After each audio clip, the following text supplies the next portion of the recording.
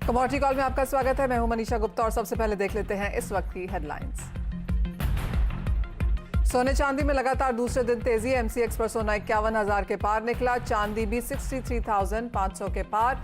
Dollar में कमजोरी और यूएस के राहत पैकेज की उम्मीद से सपोर्ट। चीन से मजबूती मांग और यूएस में राहत पैकेज की उम्मीद से बेस मेटल्स में भी जोश। 28 महीने की ऊंचाई पर पहुंचा एलएमई कॉपर और 11 महीने की ऊंचाई पर एलएमई निकल। नेचुरल गैस में जोरदार तेजी। एमसीएक्स पर 22 महीने की ऊंचाई पर भाव, लेकिन डिमांड को लेकर चिंता से कच्चे तेल में गिरावट।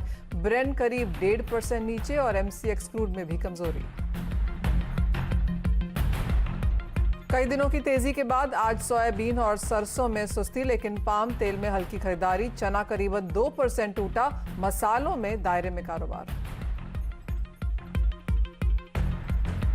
गुआर में बढ़त कायम। एनसीडीएक्स पर करीब 3% की तेजी पर कारोबार। कमजोर फसल और हाजिर में डिमांड बढ़ने से उछाल।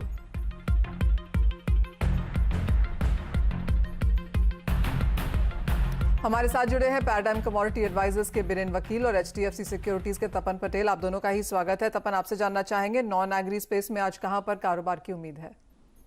जी, गुड इवनिंग मनीषा जी। मेरी पहली पिक रहेगी गोल्ड में। तो गोल्ड में वीकर डॉलर और जो यूएस स्टिमुलस की जो हुक बनी है, तो उसके कारण आज के दिन बाइंग एक्सटेंड हुई है। तो 1920 से एक स्ट्रॉन्ग रेजिस्टेंस है, उसके ऊपर अगर सेशन होते हैं प्राइसेस तो 1940 तक जा सकते हैं कॉमेक्स में। एमसीएक्स की बात करें तो 51,060 का जो लेवल है वो बहुत ही बेहतर है, वहां से बाइंग की जा सकती है। ऊपर में टारगेट जो है 51,400 का रखना चाहिए। स्टॉप लॉस जो है 50,900 के बिलो का मेंटेन करके गोल्ड में बाई किया जा सकता है।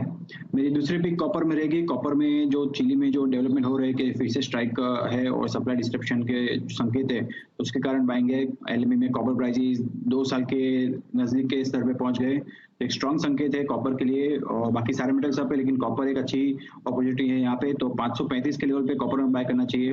टारगेट 540 का रखे। स्टॉप लॉस जो है वो 532 के नीचे मेंटेन करके कॉपर में ट्रेड किया जा सकता है। नए हाईज की उम्मीद यहाँ पर कॉपर में और खरीदारी गोल्ड में भी यहाँ पर बताई जा रही है। एग्रीकल्चर कमोडिटीज में बीरेन जी, आज कुछ बहुत मुनाफा वसूली देखने को मिली है काफी सारी कमोडिटीज में, जिनमें पिछले कई दिनों में लगातार तेजी थी। जी बिल्कुल मनीषा जी, यहाँ पे मेरी जो पीक है आज की, तो मैं गिरावट पे चना बाइंग प्रेफर करूँगा।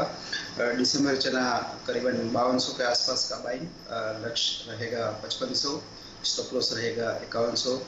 और थोड़ा एक लॉन्ग टर्म कॉल कोकूड में है, कॉटन केक में, जिसमें दिसंबर कॉन्ट्रैक्ट 1800 पे बाई, 2100 का टारगेट और 1650 1650 का स्टॉप लॉस। चने में खरीदारी यहाँ पर कायम है और बीरेन जी की राय है कि कोको दिसंबर वायदा में भी आपको खरीदारी करके ही काम करना चाहिए। लेकिन आज का हमारा कॉन्वर्सेशन का जो थीम है वो है ग्वार, जहां पे पिछले कुछ दिनों में जोरदार तेजी देखने को मिली है। एक्सपर्ट्स के मुताबिक ग्वार में तेजी की वजह कमजोर फसल के साथ साथ सट्टेबाजी भी हो सकती है। पिछले एक हफ्ते में अगर भावों की बात करें तो करीबन 8% की बढ़त यहाँ पर ग्वार सीड में देखने को मिली है और 6% का उछाल यहाँ पर गम में भी है। आपकी स्क्रीन पर आप देख सकते हैं करीबन 2 से 3% के बीच में यहाँ पर गुआर सीड और गुआर गम में फिलहाल कारोबार है।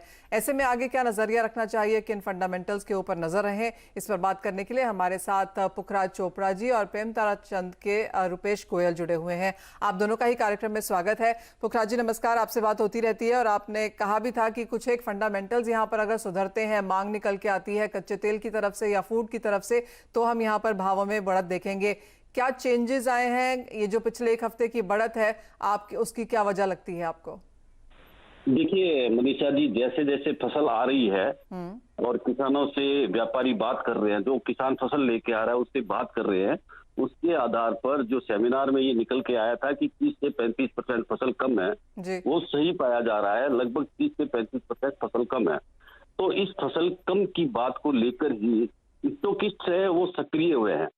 तो एक तो स्टॉकिस्ट सक्रिय हुए हैं, दूसरा मिलर भी थोड़ा सक्रिय हुए हैं। हालांकि उनको पड़ता नहीं है, उनको मिल चलाने के अंदर गम में कोई फायदा नहीं हो रहा है, पर वो लोग ले रहे हैं इस उम्मीद में कि आगे कोई ऑयल सेक्टर की डिमांड आ जाए, इसलिए ग्वार के भाव बढ़े हैं। उसकी तुलना में गम के भाव उतने नहीं बढ़े हैं, क्योंकि गम में जो ऑयल सेक्टर है उसकी डिमांड नहीं है, तो उसकी वजह से कम भाव बढ़े हैं। पर भाव बढ़े हैं, पर ये जो जैसे ही फसल कम के मैसेज आ रहे हैं, जो मिल रहे हैं लोगों को, वैसे ही स्टॉकिस्ट है वो सक्रिय हो गए हैं। तो ये 40-45 लाख बोरी की जो फसल होगी उसके अंदर अभी आप देखिए ज्यादातर माल है स्टॉकिस्ट ही ले रहे हैं, मिलर बहुत कम ले रहे हैं क्योंकि मिलों में पड़ता नहीं है।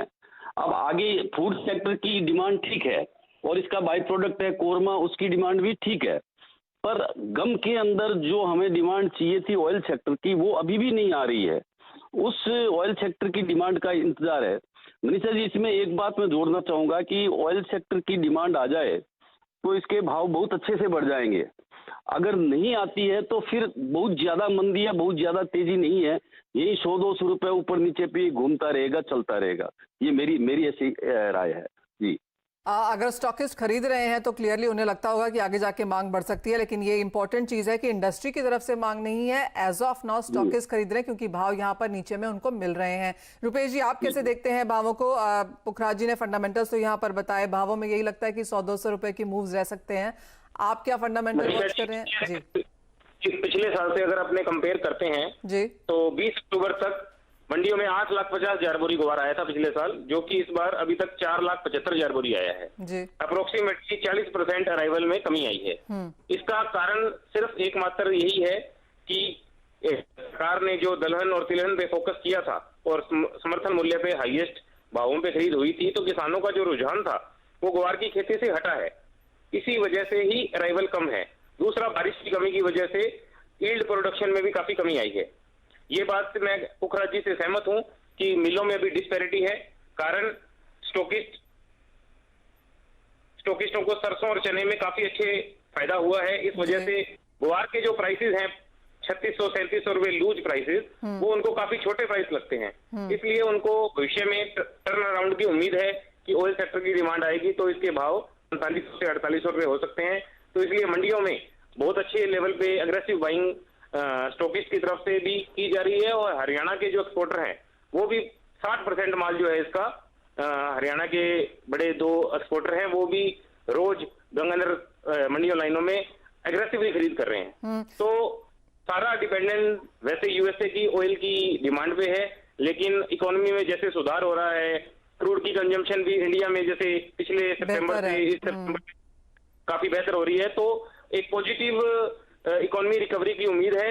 और गम के प्राइसेस बहुत छोटे हैं, स्टॉकिस्ट को सबसे अट्रैक्शन आज के दिन ग्वार और ग्वार गम में ही। जी हाँ, एक्चुअली रुपेश जी, हमने इस साल का बाकी का जो बचा हुआ समय है और अगले साल के लिए भी काफी अंतर्राष्ट्रीय तेल के जो एक्सपर्ट्स हैं उनसे बात करी और किसी ने ये नहीं कहा कि 40 के नीचे के यहाँ पर भाव गिरेंगे।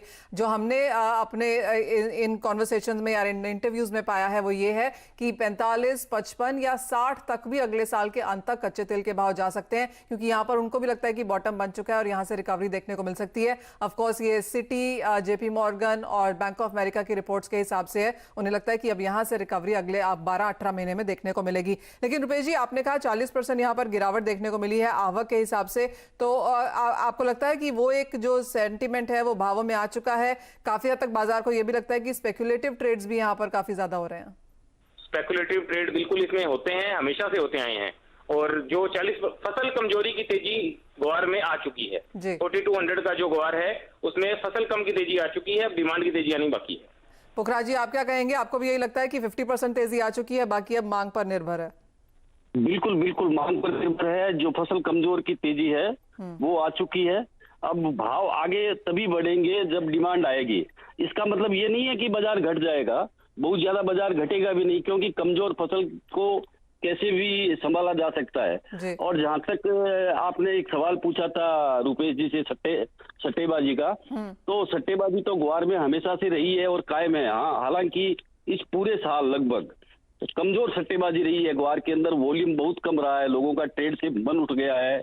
मतलब एक तरह से आप यूं समझिए या तो भरोसा कम हो गया है, तो ये करके वॉल्यूम जरूर कम है पर सट्टेबाजी का ये आइटम तो तगड़ा है। जी हाँ, पुखराज जी, हमेशा से रहा भी है और आपने मुझे याद है कहा भी था कि मौसम और गुआर एज ऑफ नाउ सिनोनिमस चलते हैं अगर हम किसमें कारोबार करना चाहें तो। लेकिन दोनों ही एक्सपर्ट्स की तरफ से यही राय आती हुई कि एक रेंज बाउंड कारोबार रहेगा, यहाँ से गिरावट की उम्मीद नहीं है और अगर मांग निकल के आती है तो अच्छी खासी तेजी यहाँ पर खड़ी रह सकती है। बीरेन जी, आप कैसे देखते हैं गुआर के फंडामेंटल्स को और भाव आपको क्या नजर आते हैं? हमने पीक में गवार का जो टोटल सप्लाई है करीबन 2.5 करोड़ बोरी देखा था 2014-15 में। इसके सामने आज के दिन में टोटल सप्लाई करीबन 90 लाख से 1 करोड़ कच्चा पक्का गम गवार एवरीथिंग इंक्लूडेड मान रहा हूँ। तो मुझे ऐसा लग रहा है कि एक तो प्राइस पॉइंट काफ़ी अट्रैक्टिव है, दूसरा ग्लोबल प्रोटीन मार्केट बहुत ही तेज है और इसमें डिमांड सप्लाई में अनयूजुअल प्रेशर है, यानी डिमांड बहुत ही तेज है। तो उसको देखते हुए मुझे ऐसा लग रहा है कि गवार specially korma is very strong contender. तो अभी फर्स्ट टाइम ऐसा हुआ है कि कोरमा गवार से महंगा हो गया है, ये कभी मैंने देखा नहीं है। और जहां तक गम का सवाल है तो वो काफी डिप्रेस है, गवार टू गम का रेशियो जो पीक में 3.4 था और अभी जो 1.35 है, 1.35 है।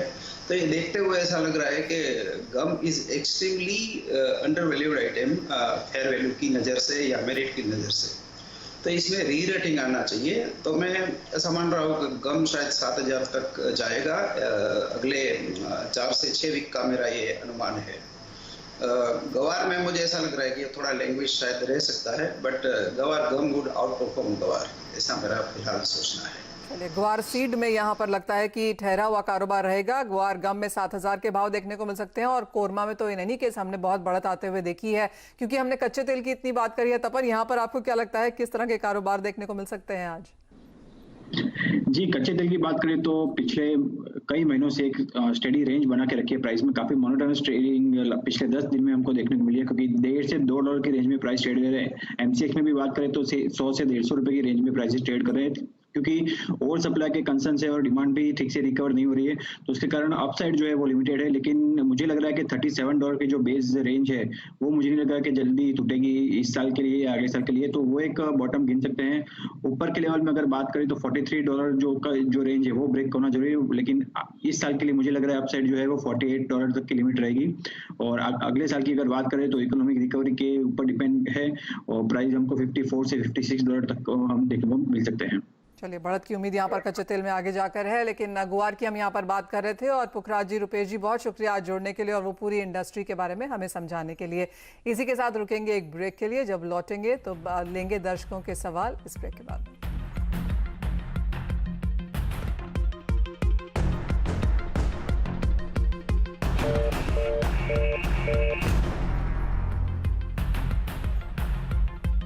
नमस्कार, कमोडिटी कॉल में आपका स्वागत है। और अब वो समय है जब अपने दर्शकों को अपने साथ हम यहाँ पर शो में शामिल करते हैं, लेते हैं उनके सवाल। और हमारे साथ भरत बानसकांठा गुजरात से अब फोन लाइन पर मौजूद हैं। भरत जी नमस्कार, क्या है आपका सवाल?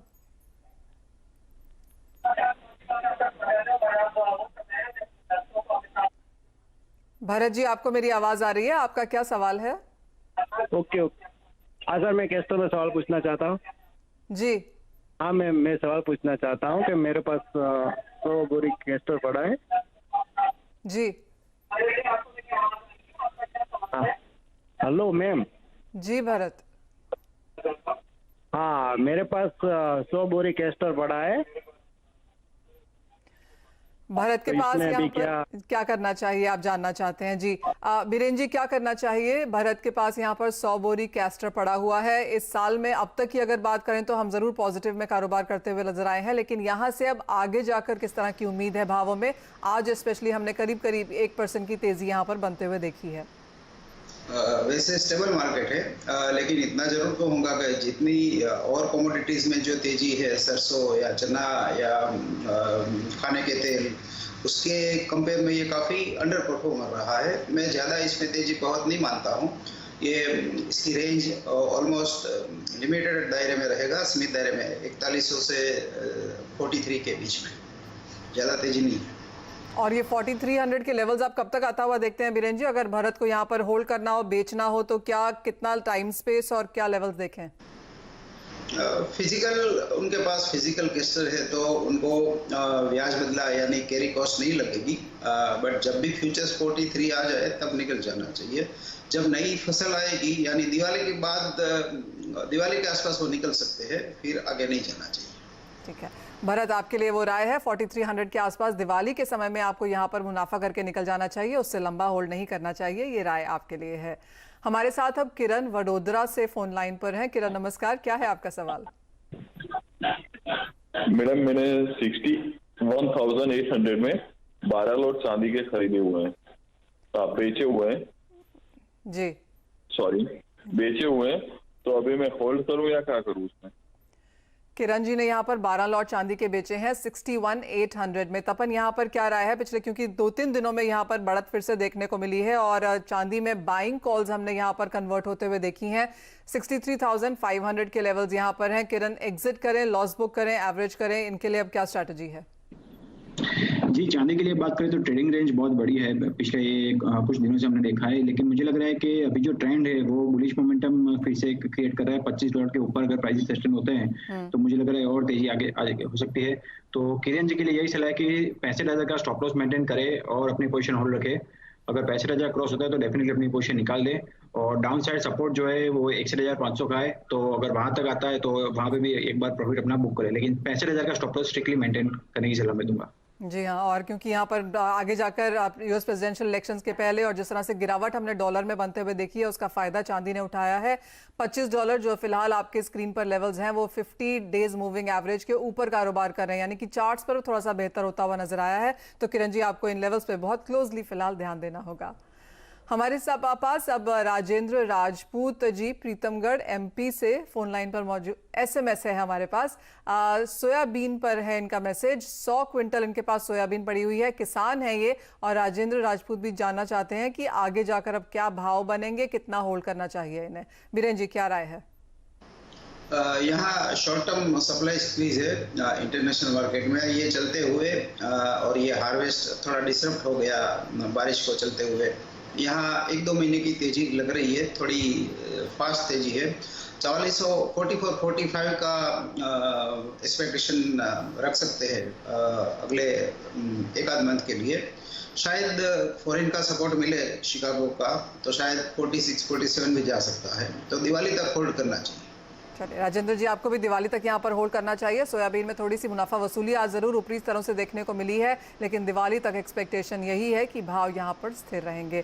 इसी के साथ आज कार्यक्रम में इतना ही समय है। बीरेन जी, तपन, बहुत शुक्रिया हमारे साथ जुड़ने के लिए, सभी तमाम स्ट्रैटेजीज भी हमें सब कमोडिटीज पर देने के लिए। इसी के साथ मुझे भी दीजिए इजाजत, लेकिन आप देखते रहिए CNBC आवाज़।